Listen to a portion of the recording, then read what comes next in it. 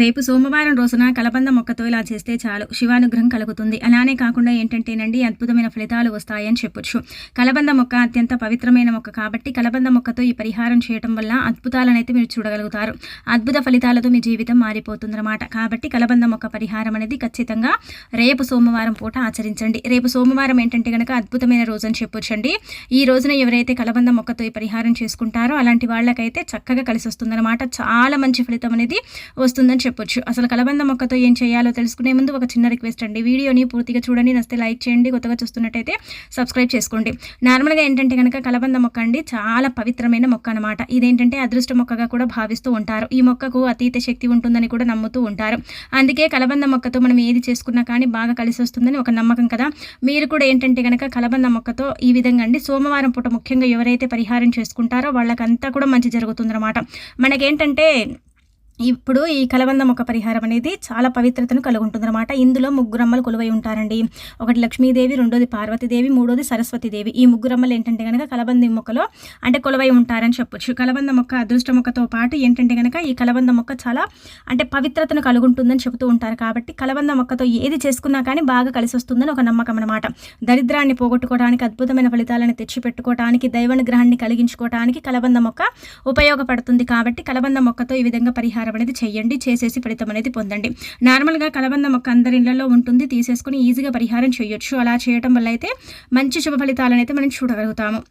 అందుకే మీరు ఏంటంటే కనుక మీ ఇంట్లో కలబంద మొక్క లేదనుకోండి, తెచ్చి సోమవారం రోజున నాటకుండా. అలా నాటడం వల్ల ఏమవుతుందంటే కనుక దేవతలు మన ఇంట్లోకి ప్రవేశిస్తారని పురాణాలు చెబుతున్నాయన్నమాట. కలబంద మొక్క ఏంటంటే కనుక సోమవారం పూట మనం తెచ్చి ఇంట్లో పెట్టుకుంటే అద్భుతం జరుగుతుందని చెప్పడం జరుగుతుంది. అలానే కాకుండా ఈ కలబంద మొక్క అండి ఎలాగైతే పెరుగుతూ ఉంటుందో అలా మన సంపాదన కూడా పెరుగుతూ ఉంటుందన్నమాట. అందుకే కలబంద మొక్కని ఇలా ధన మొక్కగా కూడా పరిగణిస్తారు. ఈ మొక్క మన ఇంట్లో ఉందనుకోండి, చుట్టుపక్కల ఏంటంటే కనుక దేవతలు సంచరిస్తూ ఉంటారని పురాణాలు చెబుతున్నాయి అనమాట. అంటే అటు చుట్టుపక్కలంతా కూడా ఏంటంటే కనుక దేవతలు తిరుగుతూ ఉంటారు, దేవతలు సంచరిస్తూ ఉంటారని చెప్పడం జరుగుతుంది. కలబంద మొక్కకు అతీత శక్తి కూడా ఉంటుందని చెప్పడం జరుగుతుంది అనమాట. నెగిటివ్ అనేది చాలా తక్కువగా ఉంటుంది, పాజిటివ్ అనేది ఎక్కువగా ఉంటుందన్నమాట. మీరు ఇప్పటి వరకు కూడా మీ ఇంట్లో మీరు కలబంద మొక్క నాటలేదు, తెచ్చుకోలేదు, పెట్టుకోలేదండి అనుకుంటారు కదా. అలాంటి వాళ్ళు ఒక్కసారి ఏంటంటే కనుక కలబంద మొక్కని తెచ్చి పెట్టుకోండి, మీకే అర్థమైపోతుంది అది ఎలాగైతే పెరుగుతూ ఉంటుందో మీ సంపాదన అలా పెరుగుతూ ఉంటుందన్నమాట. నిటారుగా కలబంద మొక్క పెరిగితే సంపాదన ఎక్కువగా అంటే మనకు అభివృద్ధి చెందుతున్న అర్థం. అలానే కాకుండా కుడివైపుకు ఈ కలబంద మొక్క వాలి పెరుగుతున్నట్టయితే మనకు అదృష్టం అని అర్థం అనమాట. అలాగే ఇంకొకటి ఏంటంటే కనుక ఎడమవైపుకు వాలి పెరిగితే మన ఇంట్లో దేవతలు ఉన్నారని అర్థం అనమాట. ఇలా గుబూరుగా కలబంద మొక్క ఉంటే మాత్రం అక్కడ ఖచ్చితంగా ఏంటంటే కనుక ఈ ముగ్గురమ్మలు కూడా నివసిస్తున్నారని అర్థమని మనకు పురాణాలు చెబుతున్నాయండి. అందుకే కలబంద మొక్క అత్యంత పవిత్రమైన మొక్కగా పరిగణిస్తారు. కలబంద మొక్కతో ఏది చేసుకున్నా కానీ బాగా కలిసి వస్తుంది. ముఖ్యంగా సోమవారం శివుడికి అంకితం చేయబడే రోజు. ఈ రోజున మనం చేసుకునే పరిహారాలు ఏంటంటే కనుక శివానుగ్రహం ఖచ్చితంగా కలుగుతుంది. ఏ పరిహారం చేసుకున్నా అంటే ఇలా మనకు శివానుగ్రహం అనేది కలుగుతుందన్నమాట. అందుకే మీరు ఈ విధంగా కలబంద మొక్కని తెచ్చేసుకుని పరిహారం చేసుకున్నట్టయితే అద్భుతాలను మీరు చూడగలుగుతారు, చూసి ఆశ్చర్యపోగలుగుతారు అనమాట. ముందుగా మీరు ఏం చేయండి అంటే కనుక చిన్న సైజులో ఉండే కలబంద మొక్కని తెచ్చుకోండి. తెచ్చుకున్న తర్వాత మీరు ఇది వ్యాపార పరంగా చేసుకోవచ్చు, ఇంటి పరంగా కూడా చేయొచ్చండి. ఎలా చేసినా కానీ ఫలితం వస్తుందన్నమాట. ఒక ఎర్రటి వస్త్రం తీసుకోండి, తీసేసుకుని చిన్న సైజులో ఉండే కలబంద మొక్కని తీసుకోండి. తీసుకున్న తర్వాత దానికి ఏంటంటే కనుక కుంకుమ, పసుపుతో బొట్టు పెట్టండి. అలా పెట్టిన తర్వాత అందులో ఒక నిమ్మకాయని పెట్టండి, ఒక స్పూన్ అన్ని ఆవాలు పోసేసి, అర స్పూన్ అంత కుంకుమ, అర స్పూన్ అంత పసుపుని పోసేసి దాన్ని ఒక మూట కట్టండి. ఇలా కట్టిన తర్వాత ఆ కలబంద మొక్కను ఏంటంటే కనుక మీరు వ్యాపారం చేసే దగ్గర అయితేనేమో మీరేంటంటే కనుక చక్కడ వ్యాపారం చేసే దగ్గర ఒక చోట పెట్టుకోండి. లేదు ఇంట్లోనే అనుకుంటే ఇంటికి మనం ఏంటంటే గుమ్మం దగ్గర కట్టుకోవచ్చు, ఇంట్లో కూడా ఒక మూలలో పెట్టుకోవచ్చు. ఇంకా అది మన ఇష్టం అనమాట. మన ఇంట్లో ఎక్కడ పెట్టినా మనకైతే అద్భుత ఫలితాలు వస్తాయన్నమాట. మన కష్టాలు పోతాయి, అనేక రకాల సమస్యల నుంచి మనం బయటపడతాం, మనకంతా కూడా బాగా కలిసి వస్తుంది. ఇబ్బంది అనేది లేకుండా ఉండటానికి, ఇల్లు మనకు అనుకూలించడానికి, ఇంటి వాతావరణం మనకి ఏంటంటే కనుక చక్కగా అంటే ఇలా మనకు బాగుండటానికి అవకాశం ఉంటుంది. కొంతమంది ఇళ్లలో ఏంటంటే ఎన్ని పరిహారాలు చేసినా కలిసి రాక ఇబ్బంది పడిపోతూ ఉంటారు. ఇంటిపై ఏదో ఒక చెడు ప్రయోగం అనేది జరుగుతూనే ఉంటుంది. ఒక నెల బాగుంటే ఇంకొక నెల బాగుండనే ఉండం కదండి. కాబట్టి ఇంకొక నెల అంటే ప్రతి నెల కూడా మేము బాగుండాలి, ప్రతి నెల కూడా మాకు అనుకూలించాలి, అసలు ఇబ్బంది అనేది ఉండకూడదు, మా ఇంట్లో అంటే సుఖ సంతోషాలు కలగాలి, సుఖము లేదు దుఃఖంతోనే మా ఇల్లు నిండిపోయింది అని బాధపడే వారికి కూడా ఈ కలబంద మొక్క పరిహారం అనేది ఉపయోగపడుతుంది అనమాట. చిన్న సైజులో ఉండేది తెచ్చుకోండి, మరీ పెద్దది తెచ్చేసుకొని మీరు కట్టాల్సిన అవసరం లేదు. చిన్నది తెచ్చుకుంటే వస్త్రంలో సరిపోతుంది అనమాట. లేదు మేము కలబంద మొక్కని డైరెక్ట్గా ఇంటికి కట్టుకుంటామంటే ఏర్లతో సహా పీకొచ్చుకోండి. కొంచెం పెద్ద సైజులో ఉండే కలబంద మొక్కని తెచ్చుకొని దాన్ని క్లీన్ చేసుకుని ఆ తర్వాత ఏంటంటే కనుక కుంకుమ పసుపు చక్కగా అద్దేసి, అంటే పసుపు మొత్తం రాయాలండి. రాసిన తర్వాత కుంకుమ పసుపుతో బొట్టు పెట్టాలి. అలా పెడితే ఏంటంటే కనుక అది పవర్ఫుల్గా అవుతుంది. ఇంకా అది పవర్ఫుల్గా మారేసి మనని ఏంటంటే కనుక కాపాడుతూ ఉంటుంది. మనకి ఏంటంటే చక్కటి రక్షణనిస్తూ ఉంటుంది అనమాట.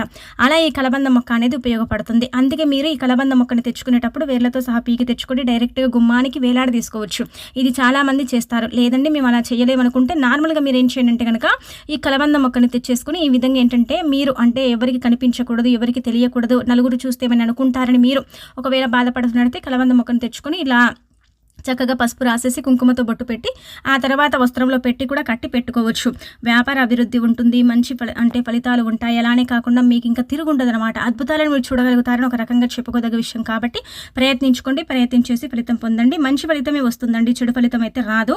వ్యాపార పరంగా అయితే వ్యాపారం ఆగిపోతుంది, ఆదాయం తగ్గిపోతుంది, అసలు వ్యాపారంలో అభివృద్ధి అనేది ఉండదు. వ్యాపార పరంగా మీరు చాలా ఇబ్బంది పడిపోతూ ఉంటారు కదా, అలాంటి వాళ్ళ పరంగా కూడా ఏంటంటే కనుక వ్యాపారం బాగా సాగటానికి అవకాశం ఉంటుందన్నమాట.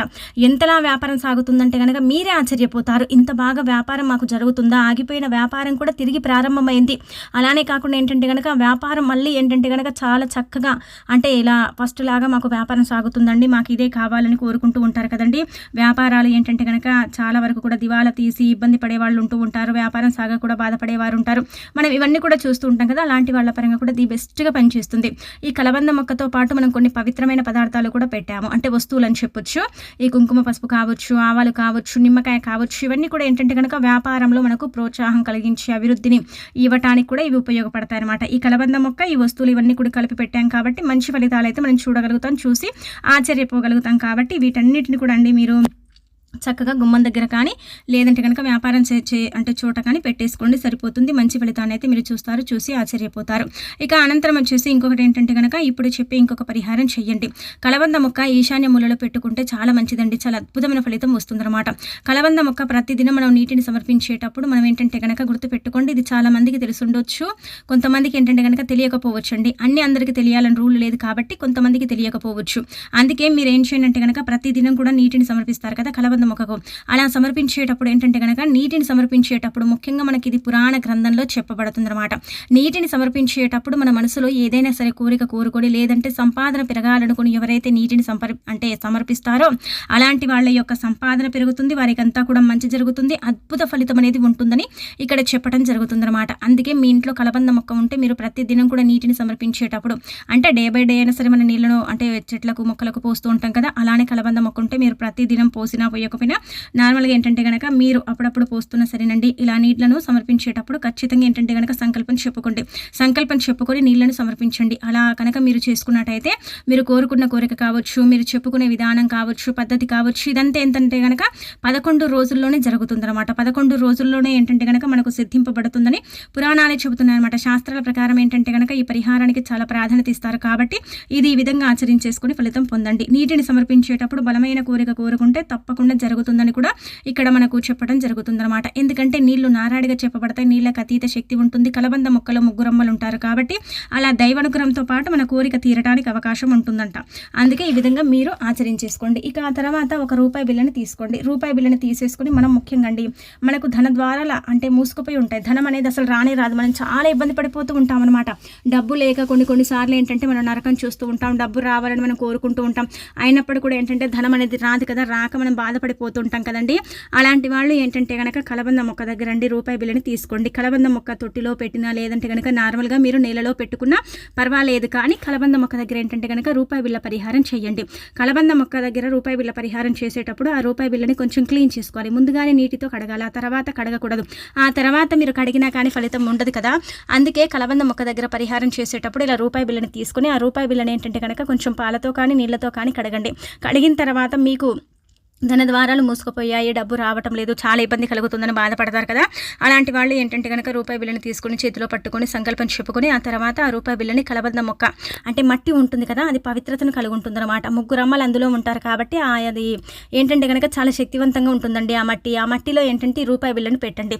పెట్టేసి సంకల్పం చెప్పుకోండి, ధన ద్వారాలు తెచ్చుకోవాలని, ధనం రావాలని, అంటే మీ డబ్బు పెరగాలని, మీ సంపాదన పెరగాలని, మీకు ఆగిపోయిన ధనం కూడా మీ దగ్గరికి చేరాలనేసి మీరు సంకల్పం చెప్పుకొని ఆ తర్వాత ఏంటంటే కనుక కనుక ఆ రూపాయి బిళ్ళని 24 గంటల పాటు వదిలేసిన తర్వాత ఆ తర్వాత ఆ రూపాయి బిళ్ళని తీసుకోండి.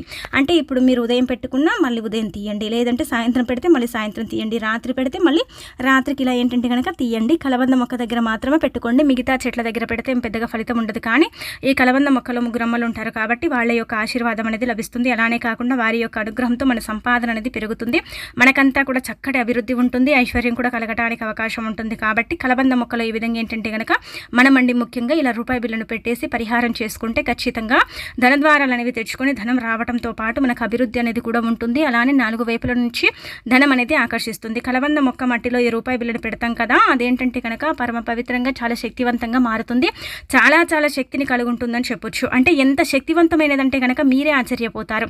అంటే ఇప్పుడు ఇది రూపాయి బిళ్ళను మనం ఏంటంటే కనుక ఇలా మట్టిలో పాతి పెడతాం కదండి, పెట్టిన తర్వాత మళ్ళీ మనం తీసుకుంటాం కదా, తీసుకుని మన దగ్గర అంటే జేబుల్లో కానీ పర్సుల్లో కానీ మనం పెట్టుకుంటాం. అలా పెట్టుకున్నప్పుడు ఏమవుతుందంటే కనుక ధనం అనేది వస్తుంది, డబ్బు అనేది ఏంటంటే కనుక మన దగ్గర ఉంటుంది. పర్సులో పెట్టుకుంటే పర్సు ఎప్పుడు కూడా ధనంతో నిండిపోయి ఉంటుంది.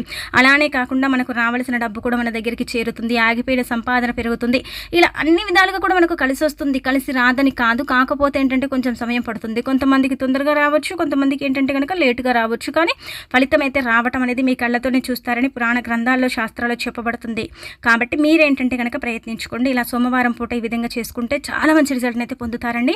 మీ జీవితం అనేది ఖచ్చితంగా అంటే ఖచ్చితంగా మారిపోతుంది, మీరే ఆశ్చర్యపోతారని చెప్పొచ్చు. కాబట్టి సోమవారం పూట చెయ్యండి, ఎవరికి చెప్పకండి, ఇక ఫలితం అనేది ఇంకా వస్తుందన్నమాట.